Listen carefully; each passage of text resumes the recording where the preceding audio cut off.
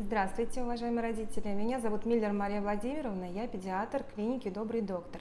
Сегодня хочу поговорить с вами о лающем кашле. Лающий кашель – это наиболее частая причина, с которой родители детишек в возрасте до 3 лет обращаются к нам. Вместе с температурой лающий кашель образует симптомокомплекс так называемого заболевания острый ларинготрахеит. Или по-другому ложный кроп. Протекать ларинготрахеит может в легкой форме, а также может со стенозом в тяжелой форме. И к лечению приходится привлекать пульмонологов и реаниматологов. При своевременной адекватной гормональной терапии заболевание протекает легко, не оставляя последствий и осложнений.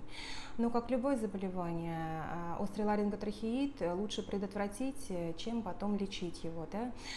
Вызывает острый ларинготрахеит такими возбудителями, как вирусы гриппа, вирусы парагриппа, гемофильная инфекция, пневмококковая инфекция. В настоящее время от перечисленных заболеваний проводится вакцинация, начиная с раннего возраста. С 2 месяцев вакцинируем от пневмококковой инфекции, с 3 месяцев от гемофильной палочки и с 6 месяцев разрешена вакцинация от гриппа.